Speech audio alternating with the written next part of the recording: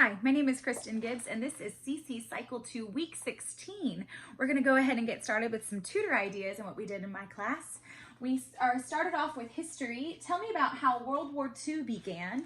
We ended up taking some scarves. We passed them around to all the kids and they had fun just waving these around, and we sang the song. Tell me about how World War II began. World War II began in 1939 when Hitler invaded Poland.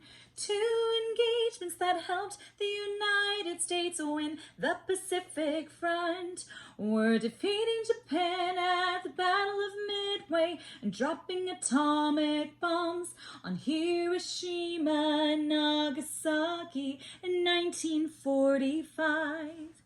And that's what we did for history. Moving on to our timeline, we had the train starts out with woo, and then age of industry, circa 1760 to circa 1969. James Cook sails to Australia and Antarctica. American Revolution and General George Washington. Madison's Constitution and the Bill of Rights. French Revolution, the Second Great Awakening. Louisiana Purchase and the Lewis and Clark Expedition. And this is what we ended up doing for those. We have this big long timeline dance that we've been working on, and it starts off with whoo, age of industry, circa 1760 to circa 1969. James Cook sails to Australia and Antarctica. American Revolution and General George Washington. Madison's Constitution and the Bill of Rights. The French Revolution, the Second Great Awakening. Louisiana Purchase and the Lewis and Clark Expedition. And that's what we did for our timeline. Moving on from that, we went on to our English, a verb. A verb is a word that asserts an action, shows a state of being, links two words together, or helps another verb. We ended up doing some motions to this, but we did it to the song, "For he's a jolly good fellow, for he's a jolly good fellow, which nobody can deny." And so we are going to go ahead and go on to a verb. A verb is a word that asserts an action, shows a state of being, links two words together, or helps another verb. And we will start off with a V for verb, but then if we add another V, it makes it into a W, which is a word. A verb is a word that asserts an action. Our action is going to be running, and shows a state of being. We're going to stand really tall, and then links two words together like a chain, or helps another verb.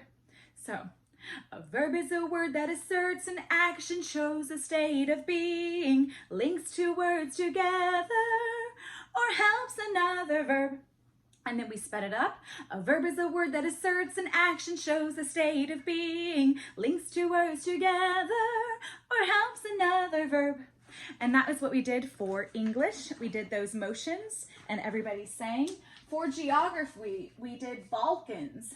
Balkans, we have our maps on front with our carpet squares, and we did the song to Row, Row, Row Your Boat, Balkans. We start off with Romania, then we jump to Bulgaria, then we go to Greece, then Albania, and then we end with Slovenia. And it goes in a circle, starting here, here, then down, up, and then all the way to the top. We also talked about how Albania looks like a bean, Albania, Albania, and then Slovenia looks like a slug. It's way up at the top and it looks like a slug. And so starting off with Romania, Bulgaria, Greece, Albania, Slovenia. Romania, Bulgaria, Greece, Albania, Slovenia, Balkans, Balkans. And that's what we did for geography. Moving on to our next was math. Math was a lot of fun because we just talked about a rectangle, and rectangles have a short side and a long side. And so length is how tall we are, and our width is how wide we are. So if we were to draw a rectangle around us, it wouldn't be a square because we're not equal sides. We are longer than we are wide. And so that was length times width. And then what we did was we sang, the area of a rectangle equals length times width. The area of a rectangle equals length times width. And then we added our motions. The area of a rectangle equals length times width. And then we clapped. The area of a rectangle equals length times width.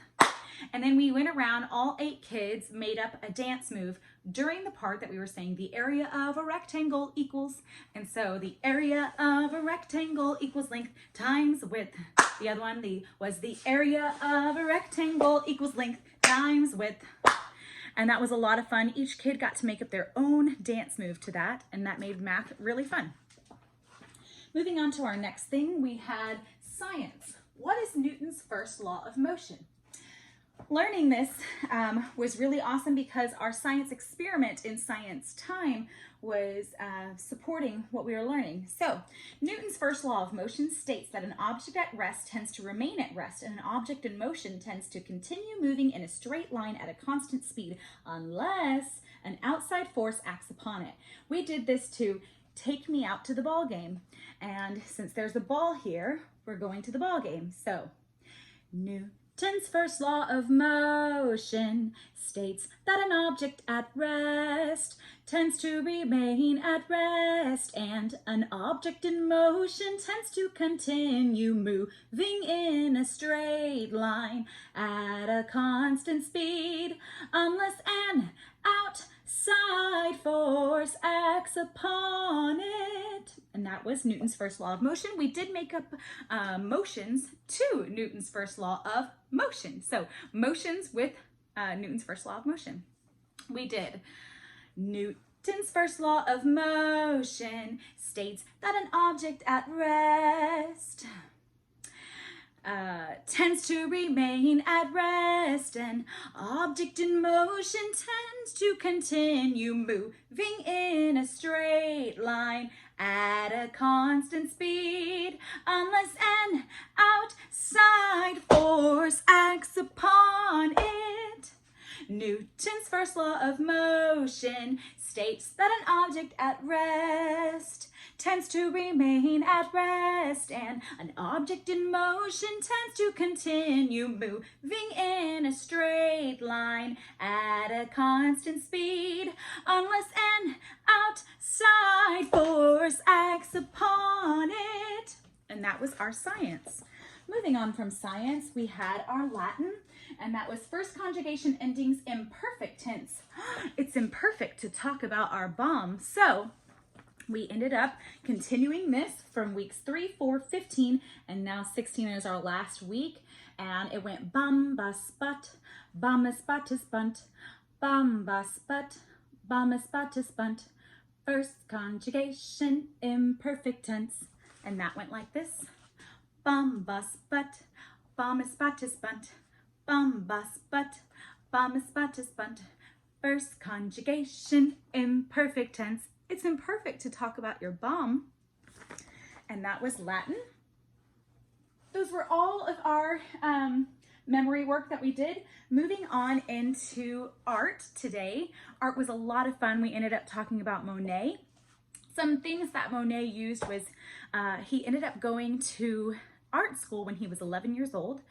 And he ended up going off into the military, and then, but he was a part of the Impressionist period. He was influenced by a lot of other amazing artists, and he was known for just the amounts of brush strokes. They were just like these tiny little brush strokes, and when we painted, it looks a little blurry up close, but from far away you can see the picture. There was a pond in the back of his yard that he used at his house, in his garden. He used to paint a lot, and so that's what we ended up painting, was the pond with the lilies, and on our canvas. We also showed that in our art books, we journaled about that as well. So we journaled, plus we painted that art piece, and that's what we did for art. Moving on from art, learning about Monet, we moved on into science. And in science, we had 2 experiments. The first one we did was called Shape Up. And we had 2 pieces of paper. We took this piece of paper and made this from this piece of paper. We just drew a circle around in this paper. Then we took the paper, cut it in half, and then folded it to make a cone. We took this cone and we dropped it from the same height, and we saw which one would fall faster. And we found out, we made an educated guess, a hypothesis, and we said that the cone would fall faster. Well, why is that? This is more aerodynamic. The air molecules will go up, pushing up onto the cone, and this has a larger surface area. And so when they fall, yes, the cone falls faster. You can already see the paper floats and the cone just ended up going straight down. And what that was